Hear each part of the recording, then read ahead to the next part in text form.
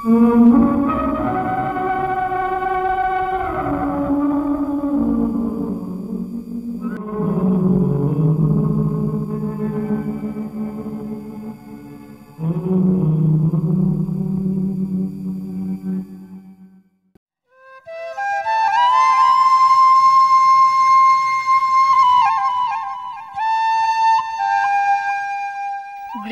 এটা পুৱা আমি যাত্ৰা কৰিছিলোঁ সেইখন ঠাইলৈ, যিখন ঠাই এটা সময়ত সংবাদ মাধ্যমত বিশেষ চৰ্চা লাভ কৰিছিল। মহানগৰৰ কংক্ৰিট অৰণ্য এৰি আমি ক্ৰমাৎ সোমাই পৰিছিলোঁ প্ৰকৃতিৰ অনন্য আবেষ্টনীৰ অভ্যন্তৰত। দুধনৈ এৰাৰ পিছত কিছু আগলৈ আগিয়া নামৰ ঠাইখন পোৱাৰ পাছতে আমি ঘাইপথ এৰি বাওদিশে আগবাঢ়িছিলোঁ। আমাৰ লক্ষ্যস্থান ঠাকুৰভিলা। ঘাইকৈ ৰাভা জনগোষ্ঠীয় উদ্দেশিত এয়া এক বৃহৎ অঞ্চল। প্ৰকৃতিৰ অনুপম শোভাৰে বেষ্টিত এই অঞ্চলবাসী লালিত পালিত হয় অনবদ্য জনগোষ্ঠীয় সুৰৰ চন্দত। প্ৰায়ভাগ পৰিয়ালেই কৃষিজীৱী। ভৰ বাৰিষা প্ৰত্যেকেই ব্যস্ত পথাৰৰ লখিমীৰ আবাহনী যজ্ঞত।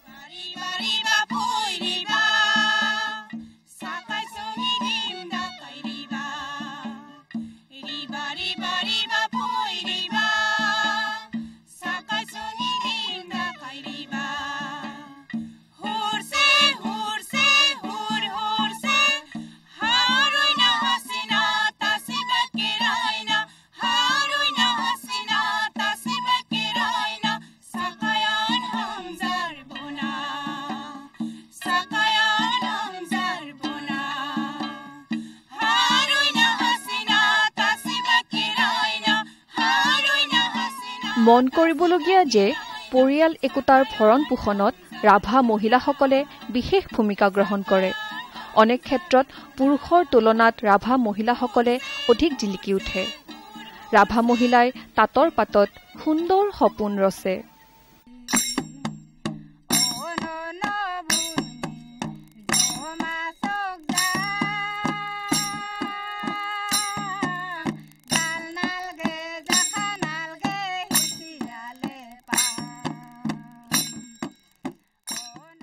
অসমৰ আন আন জনগোষ্ঠীয় সমাজৰ দৰে ৰাভাসকলৰ বিভিন্ন মাংগলিক কাৰ্যতো সুৰা অপৰিহাৰ্য।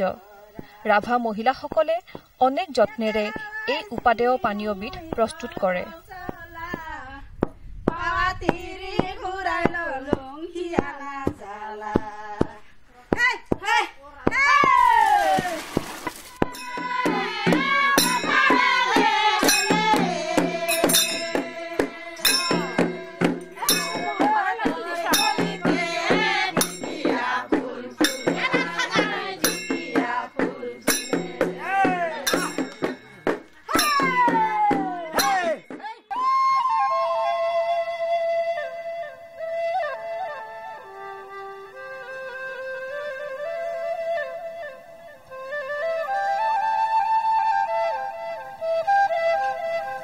আমি আহি ঠাকুৰভিলা নামৰ গাঁওখনত উপস্থিত হৈছিলোহি।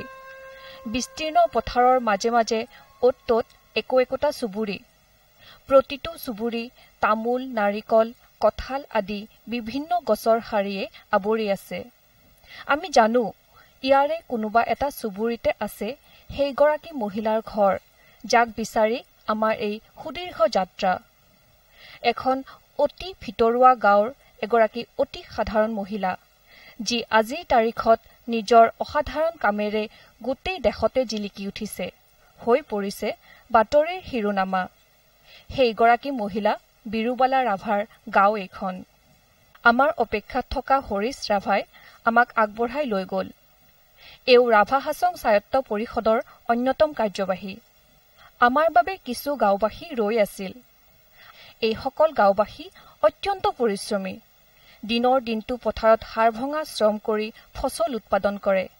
পিছে সেই কামতো কিছু বাধা আছে। চৌপাশৰ পাহাৰবোৰত বিভিন্ন জীৱ জন্তুৰ লগতে হাতীও থাকে।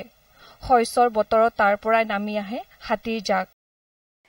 হাতী মানে কেতিয়া আহে, কোন সময়ত আহে, দিনত নে ৰাতি আহে? হাতী এনে ৰাতিপুৱাৰ ভাগত আহে, সন্ধিয়াৰ সময়ত আহে। ধৰ গধূলি 6-7টা বাজিল বুলি ক'লে খেতি তেতিয়া পথাৰত খেতি থাকে আঘোণ মাহতো পকা ধান ভৰি থাকে তেতিয়া মানে 7টা মানৰ বজাৰ পৰা পথাৰত নামে তাৰপিছত ৰাতিপুৱাৰ সময়ত 3:30-4টা মান বাজিলে আকৌ পাহাৰলৈ উঠি যায় 3:30 মান বজাত আকৌ উভতি যায় হাতী মানে আহে মানে এটা দুটা আহে নে একেবাৰে জাক পাতি আহে এটা দুটা নে জাক পাতি আহে কিমান আহে জাকত ঠিক নাই কোনবাটো জাকত থাকে 20টা কোনবা জাকত হয়তো 30টা অতি ভিতৰুৱা গাঁওখনত কিন্তু এতিয়া উন্নয়নৰ বতাহ বলিছে ভালে কেইগৰাকী যুৱক যুৱতী ইয়াৰ পৰা গৈ উচ্চ শিক্ষা লাভ কৰি ভাল ধৰণে সংস্থাপিত হৈছে লৰাই কি কৰে চাকৰি কৰে কি চাকৰি কৰে কলেজৰ প্ৰফেচাৰ কৰে তেখেতে ইয়াতে পঢ়া শুনা কৰিছিল নে হয় ইয়াতে কৰিছে প্ৰাইমাৰী আৰু এই কলেজটো পঢ়িছে বাইদাত পঢ়িছিল আগিয়াত তাৰপিছত এই গুৱাহাটীৰ পৰা ইউনিভাৰ্চিটিৰ পৰা পাছ কৰিছে মোৰ নাম বিশ্বনাথ ৰাভা আপুনি এই গাঁওবুঢ়া আৰু গাঁওবুঢ়া হিচাপে এই গাঁৱৰ কোনবোৰ দিশত আপুনি অধিক গুৰুত্ব দিয়ে মোৰ এইখন গাঁৱৰ মানে বিশেষকৈ গুৰুত্বপূৰ্ণ কথা হ'ল কি গাঁওখন মানে সুচাৰুৰূপে থাকক মোৰ তত্বাৱধানতে থাকে কিছুমান নিয়ম নীতিবিলাক আৰু নিয়ম নীতি মানে আপুনি কাক মিন কৰিছে নিয়ম নীতি মানে সমাজ কিছুমান আমাৰ গাঁৱলীয়া সমাজ থাকে নিজস্ব বিয়া কৰি এটা গাঁৱলীয়া নিয়ম থাকে সেইবিলাকৰ তত্বাৱধান দিয়া হয় আৰু এনে ধৰক পূজা পাতল বিশেষকৈ গাঁওখনৰ উন্নতিৰ কাৰণে কি কৰিব পাৰে গাঁওখনৰ উন্নতিৰ কাৰণে ধৰক এই আমাৰ বিশেষকৈ ল'ৰা ছোৱালী পঢ়া শুনাৰ কাৰণে অলপ কি কৰি থাকোঁ আৰু তত্বাৱধান লওঁ তাৰপিছত এনেই উন্নতিৰ খেতি বাতিৰ ফালৰ পৰা ধৰক হয় ইয়াতে বেমাৰ আজাৰ হ'লে বা জ্বৰ এনেকুৱা ধৰণৰ বেমাৰ হ'লে ওজা বেজ এইবোৰ আগতে শুনিবলৈ পাইছোঁ এইবোৰৰ ওচৰলৈ যোৱা হৈছিল ডক্তৰতকৈও মানে ওজা বেজক বেছি প্ৰাধান্য দিয়া হৈছিল এতিয়াও সেয়া হয় নেকি বাৰু আগত আছিলে এতিয়া ইমানবোৰ নাই আছে যদিও খুব কম এতিয়া যোৱা হয় কিছুমান এনেকুৱা ধৰক ফাৰ্ষ্ট টাইমত আমি বিশেষকৈ গাঁৱলীয়া মানে ওজা ধৰা হয় এই ওজা বেজৰ ওচৰলৈ গৈ বেমাৰ ভাল হোৱা দেখা গৈছেনে কিছুমান বেমাৰ হয় আৰু কিছুমান বেমাৰ নহয় ডক্তৰৰ ওচৰত যাব লগা হয় বিৰুবালা ৰাভাৰ সৈতে সম্পৰ্কিত হৈ থকা এটা নাম হৈছে অসম মহিলা সমতা ছ'চাইটি অসম মহিলা সমতা ছ'চাইটিৰ জৰিয়তে আমি অকল সেই ডাইনী নিৰ্যাতিত বা অভিহিত মহিলা বুলি নহয় আমি তাৰমানে অশিক্ষিত মহিলাবিলাকো তাৰমানে আমি এতে শিক্ষা দিয়া হৈছে নিৰ্দেশিকা হিচাপত কৰা হৈছে আৰু লগতে আমাৰ ইয়াত তাৰমানে কেনেধৰণৰ তাৰমানে আৰ্থিক হিচাপত তাৰমানে অভাৱত পৰিছে সেই আৰ্থিক তাৰমানে আমাৰ 4টা ভাগ আছে অৰ্থনৈতিক শিক্ষা আইন আৰু কি আছিলে স্বাস্থ্য অৰ্থনীতি শিক্ষা আৰু আইন 4টা বিষয়ত আপোনালোকে গুৰুত্ব আৰোপ কৰি আহিছে এই বৰ্তমান সময়ত আজিৰ দিনত ডাইনী সম্পৰ্কে আপোনাৰ গাঁৱত কি ব্যৱস্থা চলি আছে কি কওকচোন আপুনি এই বিষয়ে এতিয়া যিবিলাকত তাৰমানে ডাইনী বুলি এতিয়া ডাইনী বুলি অভিহিত কৰা হৈ আছে বা বৰ্তমানে হৈ আছে নেকি বৰ্তমান তাৰমানে কিছুমান য'ত তাৰমানে মানুহবিলাক সক্ৰিয় হোৱা নাই বা সচেতন হোৱা নাই সেইবিলাকৰ ঠাইত তাৰমানে এতিয়ালৈকে হৈ আছে কিন্তু বৰ্তমান আমি এইখিনি যেনিবা 2004 চনৰ পৰা যিটো কৰিছো কিন্তু সেইমতে তাৰমানে আমাৰ এই গাঁওখনত বৰ্তমানলৈকে এতিয়ালৈকে নাই যুগ যুগ ধৰি এই সকল গাঁওবাসী প্ৰাচীন ৰীতি নীতিৰে চলি আছে অত্যন্ত সৰল মনৰ এই সকল লোকৰ স্বধৰ্মৰ প্ৰতিও আছে অগাধ বিশ্বাস আনহাতে অনেকজন আজিও পুৰণি সংস্কাৰত আচ্ছন্ন হৈ আছে তেনেকুৱা বিয়া বস্তু আছে ভূত প্ৰেত থাকে বুলি আমি জানো কিন্তু আগত যিমান ভূত প্ৰেত আছিলে এতিয়া ইমানবোৰ নাই বুলি দেখা নাযায় আৰু কম আছিল বুলি আমি শব্দ শুনিছিলোঁ কিছুমান ক্ষেত্ৰত এনেকুৱা ভূত ধৰি খেলিব পৰা আমি শুনিছিলোঁ আগত বুঢ়া কালত সেয়া আছিল এক নিমাওমাও দুপৰীয়া আমাক কোৱা হৈছিল এইপিনে হেনো এটা পুৰণি দেৱী মন্দিৰ আছে দেখিয়েই ঠাইডোখৰ কিবা জয়াল যেন লাগিছে কেউপিনে কিবা যেন এক অজান ৰহস্যই আৱৰি আছে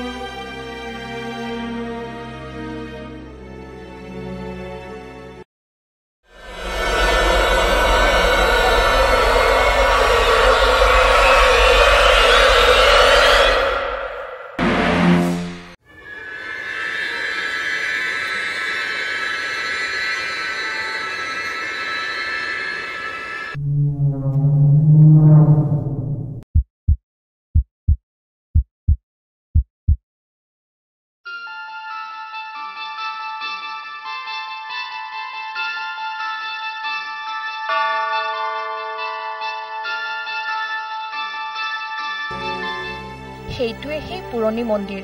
বছৰৰ বিশেষ সময়ত ইয়াতে পূজা অৰ্চনা চলে।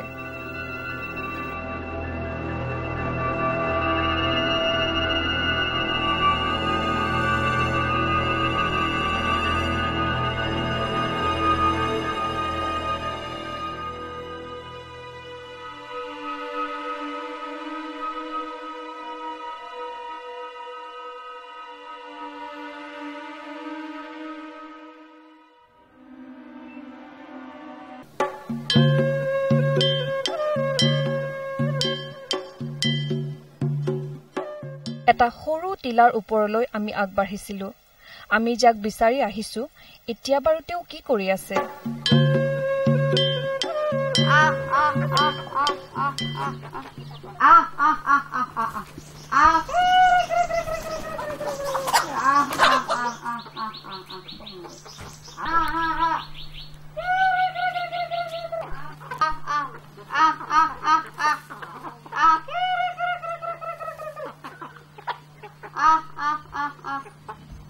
বৰ্তমান আছে নহয় আৰু আছে।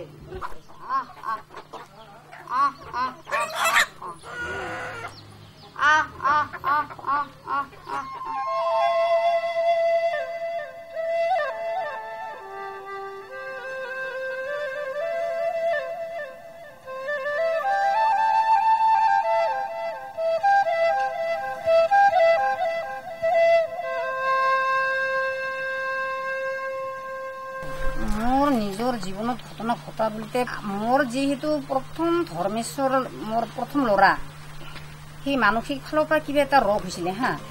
তাৰপিছত বহুতবাৰ চিকিৎসা কৰিলোঁ। চিকিৎসা কৰাৰ ফলত মানে কোনো মতে মানে আৰোগ্য নহয়। নোহোৱাৰ পিছত কি কৰিলে, তাৰ দেউতাক কোনোবাই ক'লে যে সেই যে বৰবাখৰা দেওধনী আছে, তাতে মংগল চাবলৈ যাওক, পাণ এযোৰা তামোল এযোৰা ল'ব লাগে, ৰাতি চাব। ঠিক তেনেদৰে বেলেগৰ কথা লৈ পেলাই গ'ল।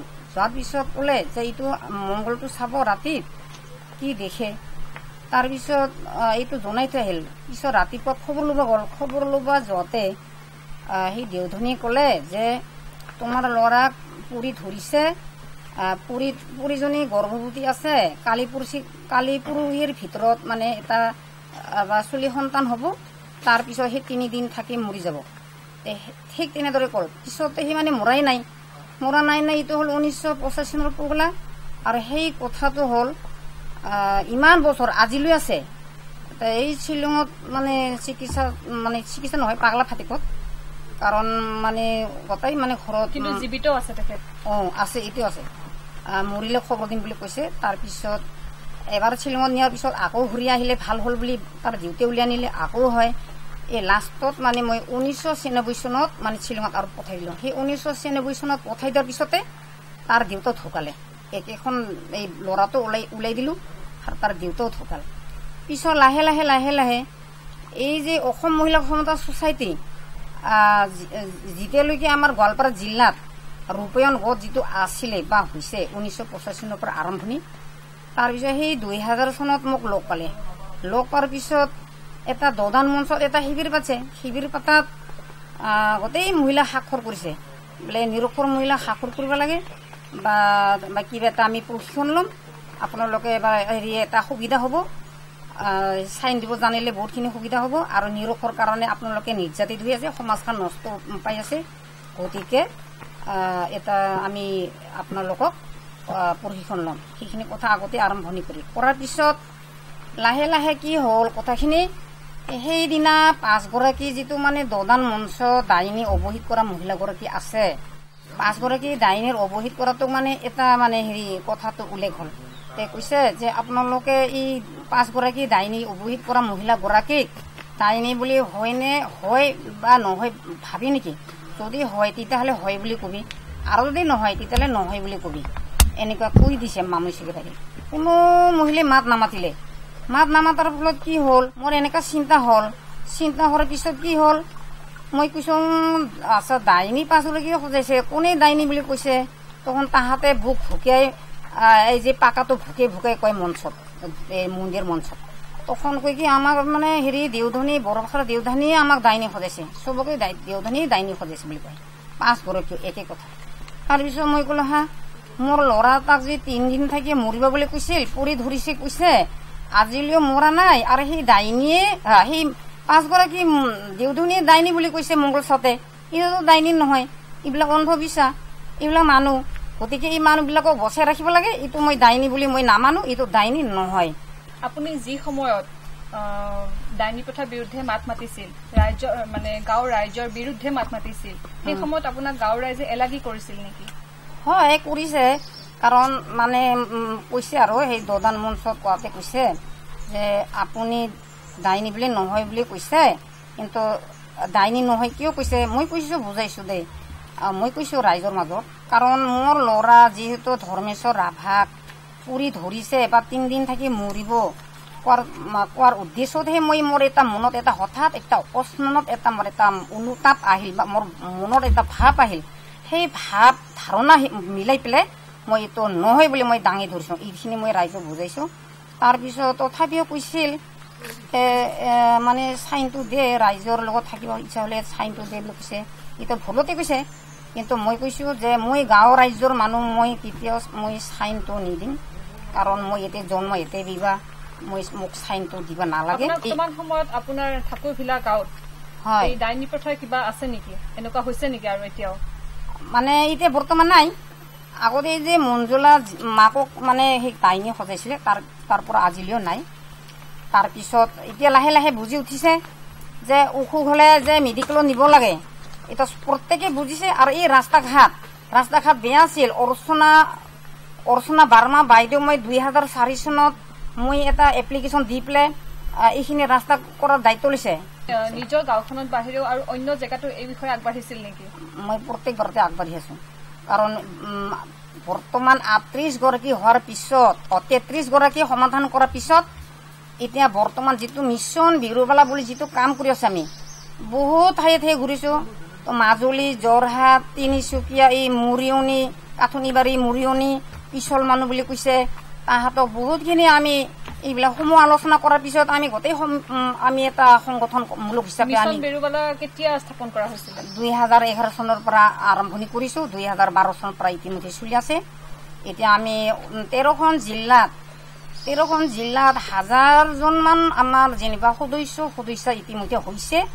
বহুত বছৰ আপুনি যে মাজুলী গৈছিল, মিছন বিৰুবালাৰ লগত গৈছিল, হয়, তাত গৈ কি কৰিছিল আপোনালোকে? তাৰমানে 38 গৰাকী যে ডাইনীয়ে সজাইছিল, তাৰপিছত আমি মানে বাতৰিত দেখা পাই গৈছো হা। তখন নিজে নিজে ওলাই আহিল, ৰাইজে ওলাই আহিল, আমাক ভাল পাল। তখন মোক সেৱা কৰিল, কয় আপোনালোকে আহিছে, আমাক আকৌ মাৰিব খোজে। 38 গৰাকী যে ডাইনী বুলি অৱহিত কৰিছে, আমাক পানীত ডুবাই যে মাৰিছে, এইখিনি নহয়। আকৌ কোনেইটো বাতৰিত উঠালি আমাক আকৌ মাৰিব খোজে বুলি কৈছে। মই বুজাইছো যে এইবিলাক নহয়, বাতৰিত সঁচাই মিছাই বহুতখিনি বাতৰিত উঠাই দিয়ে, কিন্তু এইটো মানে এটা কিছুমান ভুলো হয়, কিছুমান সঁচাও হয়। কিন্তু এইবিলাক মানে এতিয়া মানে লাগি থাকিব নালাগে। আৰু এইবিলাক ডাইনী অৱহিত কৰাবিলাকক নিজৰ সমাজৰ মানুহক কি কৰিব লাগে।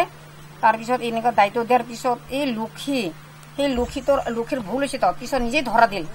পাব্লিকে মানে পাব্লিকে তাক বোলে বুদ্ধি চাজাই বোলে এনেকে কৰ। কিছুমান কৈছিল যে বেলেগৰ ঘৰত তন্ত্ৰ মন্ত্ৰ কাগজ পত্ৰ আছে।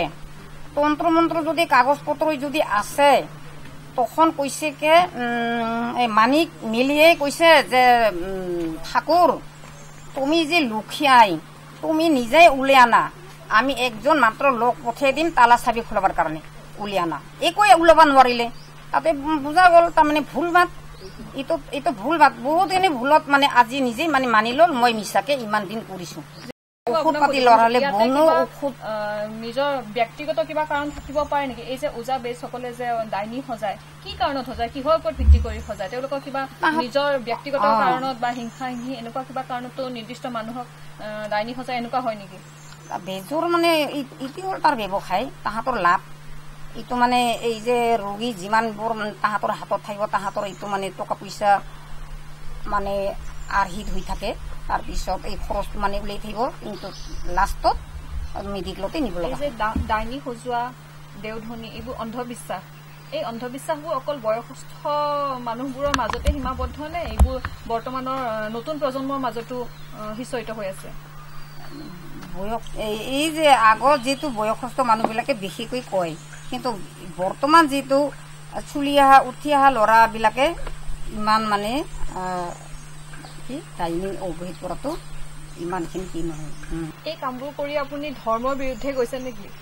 মই ধৰ্মৰ বিৰুদ্ধে জনাওঁ, কাৰণ ধৰ্মটো অৱশ্যে মানে পৰম্পৰা যিটো চলি আছে এইটো আমি অৱশ্যে মানো, ক'ৰবাত যদি যাব লগা সেৱা ভক্তিটো কৰোঁৱেই। কিন্তু ইতিমধ্যে মোৰ আগত মোৰ গিৰিয়েকে কীৰ্তন পূজাটো দিছিলে, সেইবোৰ বাদ দিল না, তাৰ পৰা আজিলৈও কীৰ্তনেই দিয়া নাই, এই ধৰ্মৰ পথত মানে যোৱা নাই। কাৰণ মই যিটো আত্মবিশ্বাস, যিটো মই যিটো মানৱ সেৱা বা সমাজৰ যিটো কাম কৰিছোঁ মই সেইখিনিয়ে, কিন্তু মই ধৰ্মৰ পথত ইমানখিনি যোৱা নাই আজি। এই যে ওজা বেজবিলাকৰ বিৰুদ্ধে আপুনি মাত পাতিছে, তেওঁলোকৰ উপাৰ্জনৰ পথত আপুনি হেঙাৰ হৈছে, হয়নে? তেওঁলোকৰ উপাৰ্জন বন্ধ হোৱাৰ উপক্ৰম হৈছে, তেওঁলোকে আপোনাক বেয়া পোৱা নাই নে? বেয়া পালে উপায় নাই, কাৰণ মানে যে বেজৰ হাতত দিলেও যে মানে এই যে ডক্টৰ যে লাগে, কিন্তু যদিহে ইমানখিনি যদি বেজালিয়ে যদি তন্ত্ৰ মন্ত্ৰ যদি একদম টাৰ্গত হয়, তেতিয়াহ'লে দেখোন চৰকাৰে ডক্টৰ নালৈকে ৰাখি থলো হয়। গাঁওখনৰ উন্নতিৰ হকে আপোনালোকে সজাগতা শিবিৰৰ দৰে ব্যৱস্থা কৰে নেকি? সজাগতা শিবিৰ ব্যৱস্থা মানে আমি পাতো, আমাৰ আসাম মেঘালয় দুটা বৰ্ডাৰ, কিন্তু আমি এতিয়া পৰিকল্পনা কৰি আছো যে সংঘটো খালি অকল মেঘালয়ে হৈছে, কিন্তু মহিলা সমিতি আগত আমি আছিলো, কিন্তু সংঘৰ পৰা আসামবিলাকে ফালুৰি কাটি গৈছে যদিও একতাতে আছো আমি। কিন্তু এতিয়া আমি পুৰা আগৰ দৰে মহিলা সমিতি সংগঠন ইতিমধ্যে কৰিব লাগিব বুলি মই পৰিকল্পনা কৰিছো। এতিয়া বিৰুবালা বিখ্যাত হৈও সাধাৰণভাৱে জীৱন যাপন কৰে তেওঁ। অঞ্চলটোৰ পাহাৰবোৰত বিভিন্নজনে ৰবৰৰ খেতি কৰে, তাৰ পৰা উৎপাদিত ৰবৰে বহুতকে আয়ৰ পথ দিছে। বিৰুবালা ৰাভাই নিজেও সাধাৰণভাৱে ৰবৰ উৎপাদন কৰে। উপাৰ্জন মানে আৰু কি, মই এইটো বৰ্তমান ঘৰৰ ধান আছে, আৰু এই যে বাহিৰত ঘূৰিলে কিছুমান গাড়ী ভাড়া চাৰি ভাড়া দিয়া দে, কিছুমান এইফালে এই কি কয় আমাৰ মানে এতিয়াতো মুৰ্গীটো পালিছোঁ, এতিয়া হাঁহ কুকুৰাক এই যে হাঁহটো নাই, কুকুৰাটো পালিছোঁ, আৰু এই যে গাহৰিটো মই পালিম কেনেকৈ, মই যে বাহিৰত সদায় ঘূৰিব লাগে। আজি মোৰ তাৰিখ আছে, দিছোঁ পিছত মিটিং আছে, কিন্তু আজি আপোনালোকক আহিব কোৱাৰ কাৰণে মই আজি ওলাই যোৱা নাই। আপুনি বহুত পুৰস্কাৰো পাইছে চাগে, এই বিষয়ত কওকচোন, আপুনি কি কি পুৰস্কাৰ পাইছে, কাৰ পৰা কি ধৰণৰ পুৰস্কাৰ পাওঁতো মোৰ মানে লিখিত হিচাপে আছে, মোৰ ইমানখিনি মুখস্থ নাই। প্ৰথমতে এই যে হেৰি কি কয় এলিয়েন্সত কিবা মুম্বাইলৈ গৈছিল, ৰিয়েল হিৰ'জ প্ৰাইজ, ৰিলায়েন্সৰ হিৰ' প্ৰাইজ পাইছিলে। তাৰপিছত এই প্ৰাইজত আপোনাক কি দিয়া হৈছিলে? টকা দিছিল বোধহয় 5 লাখ বুলি, 5 লাখ টকাটো মানে চেকত আছিলে, তাৰপিছত 1.5 লাখটো কাটি পেলাই 3.5 লাখটো দিয়া দিছে। বৰ্তমান সময়ত আপোনাৰ নতুন কিবা পৰিকল্পনা আছে নেকি? বৰ্তমান মোৰ যিটো পৰিকল্পনা, মই যদি বিশ্ব শান্তি নোবেল বঁটাৰ কাৰণে যদি মই কিবা এটা মনোনীত যদি হোৱাৰ পিছত যদি কিবা এটা বঁটাটো যদি পাওঁ, তেতিয়াহ'লে মোৰ ৰাইজৰে এটা সুবিধা হ'ব। কাৰণ বঁটা বুলিতে মোৰ বাবে নহয়, মানুহে ভুল বুজে, আৰু কিছুমান কয়ে ইমান এটা আমাৰ এই গোৱালপাৰা জিলাত চবেই কয়, গোটেই অসমৰ মানুহে কয়, আমাৰ অসমৰ ভিতৰত আমাৰ কিমান গৌৰৱ। আজি বিৰুবালা বাইদেৱে, বিৰুবালা ৰাভা বাইদেৱে ইমান এটা ডাঙৰ এটা নাম পাইছে বা এটা বঁটা আমাৰ মাজত ইমান গৌৰৱ পাইছে। ইটো যদি মই নোবেল বঁটা প্ৰাইজ মনোনীত হোৱা মানে এটা ৰাইজৰে এটা বস্তু। একোটা সৰু সৰু ঘৰ, সেই ঘৰবোৰত এটা উৎসাহৰ ঢল, অথচ এই ঘৰবোৰতে এদিন বিৰাজ কৰিছিল আতংকৰ প্ৰচ্ছায়া। বিৰুবালাৰ আৰম্ভণি আৰু এতিয়া এই সময়খিনিৰ যিখিনি পাৰ্থক্য, এই সমাজত আপুনি কেনেকুৱা দেখিবলৈ পাইছে? প্ৰথমতে যিটো বিৰুবালাৰ ৰাভাৰ কথাটো আমি পাইছোঁ, তেতিয়া প্ৰহন্ত বেলেগ আৰু এতিয়া প্ৰহন্ত বেলেগ। কাৰণ তেতিয়া মানুহে অন্ধবিশ্বাস বুলি কথাটো বেছি উত্থাপন হৈছিল যদিও, কাৰণটো আমি এতিয়াও গম পাওঁ, কাৰণ তেতিয়া শিক্ষিত মানুহৰ হাৰ যথেষ্ট কম আছিল, য'ত মানুহে হাইস্কুলৰ দেওনাটো দেখা নাছিল, MB স্কুলৰ দেওনাটো দেখা নাছিলে, তেতিয়া মানুহৰ এইটো কৰাটো স্বাভাৱিক। আৰু এইটো আমি বিশ্বাস কৰিম যে সঁচাকৈ পুৰণি কালত আমি যিটো পুৰণি ৰীতি নিয়মেৰে যিটো আমি পালন কৰিছিলোঁ সেই নীতি নিয়মটো পুৰণিকলীয়া থাকিবই। তাৰ মাজতে এটা হ'ল যে সেই সময়তে মানুহে কেনেকৈ ধৰণৰ বিশ্বাস কৰিছে আৰু এতিয়াৰ মানুহটো যিটো বিশ্বাস কৰিছে যদি আমি চাওঁ দুটা পাৰ্থক্যটো তেতিয়া আমি গম পাওঁ স্কুল পঢ়া আৰু নপঢ়াৰ কথাটো বহুত সুকীয়া। এতিয়া যদি আমি সেই কালৰ কথাটো চাওঁ তেতিয়া আপুনি ক'ব এতিয়া যদি আমি চাওঁ এজ এন প্ৰেজেণ্ট ষ্টেটাছ যদি চাওঁ প্ৰেজেণ্ট ষ্টেটাছত মানুহৰ যথেষ্ট শিক্ষিত হাৰ যথেষ্ট বেছি হৈছে মানে পুৰণিকলীয়া যিটো কম্পেৰেটিভলি পুৰণা যেনেকৈ আছিল তেতিয়া তেনেকৈ নাই। কাৰণ এতিয়া আজি ইয়াত প্ৰফেচৰ ওলাইছে, কোনোবা ডক্টৰ পৰা ওলাইছে, মানুহে হাইস্কুলৰ শিক্ষক মানুহ ওলাইছে, যথেষ্ট মানুহ ছাৰ্ভিচত আছে। তো সেনেকৈ যদি চাওঁ সেই ফালৰ পৰা আজি যিটো চামৰ মানুহকেইটা বা যিটো যুৱ চাম বুলি ক'লে তেওঁলোক যথেষ্ট আৱেগটো হৈছে। কিন্তু এই অন্ধবিশ্বাসবোৰ কি কাৰণে হয় বুলি ভাবে আপুনি? অন্ধবিশ্বাস মানুহৰ যিটো আছে যে প্ৰথমত আছে যদিও এতিয়াও যদি চাওঁ তেতিয়া থাকিবই। কাৰণ এতিয়াও শিক্ষাৰ প্ৰতিটো চুকি অসমৰ চুকি কোণে নটোৱা প্ৰতিটো ভাৰতবৰ্ষৰ চুকি কোণে এতিয়া শিক্ষিত হাৰটো যিমান দূৰ পাব লাগিছিল সিমান দূৰ পোৱা নাই। আজি বৈজ্ঞানিক যুগত যদি আমি কেনেকৈ পানী খাব লাগে সেই পানীটো আমি আজি ধৰিব পৰা নাই। আমি ৰিচাৰ্চ বুলি কওঁ, ৰিচাৰ্চ আমাৰ মানে এজনো ওলোৱা নাই। তো ৰিচাৰ্চ বুলি ক'লত আমি ইংলিছৰ মানুহৰ কথা কওঁ, ইংলেণ্ডৰ লণ্ডনৰ নিউয়ৰ্কৰ কথা কওঁ, কিন্তু আমাৰ মানুহে সেইটো এতিয়াও পোৱা নাই। আৰু স্বাভাৱিকতে এইটো টু চাম এক্সটেণ্ট মানুহে ক'বই, কিন্তু মই ভাবোঁ এটা সময়ত এইটো নাইকিয়া হৈ যাব আৰু হ'বই। মন কৰিবলগীয়া যে প্ৰায়ভাগ ৰাভা মহিলাই পুৰুষৰ সতে সকলো কামতে আগবঢ়া হোৱাৰ উপৰিও সুন্দৰ গীতো গাব পাৰে। বিৰুবালা ৰাভাও ইয়াৰ ব্যতিক্ৰম নহয়।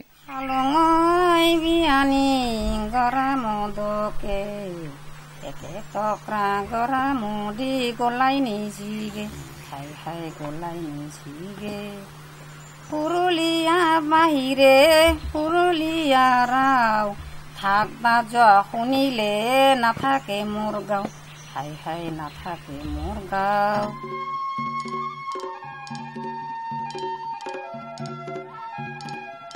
বিৰুবালা ৰাভাৰ দৰে মহিলাসকলে এতিয়া গাঁৱৰ উন্নয়নৰ সপোন দেখিছে, সমগ্ৰ মহিলাৰ উন্নয়নৰ সপোন দেখিছে। তেওঁ কৈছিল আকৌ আহিবা। আমি কৈছিলো হয় আহিব লাগিব, কাৰণ বুকুত অযুত সাহস আৰু আত্মবিশ্বাস লৈ আগবাঢ়ি অহা এইগৰাকী মহিলাই আজি অসম্ভৱকো সম্ভৱ কৰি তুলিছে আৰু তেওঁৰ খোজতে খোজ মিলাই অনুসৰণ কৰি গৈছে অজস্ৰজন। আৰু এনেকৈ মহিয়ান হৈ পৰিছে বিৰুবালাৰ গাঁও।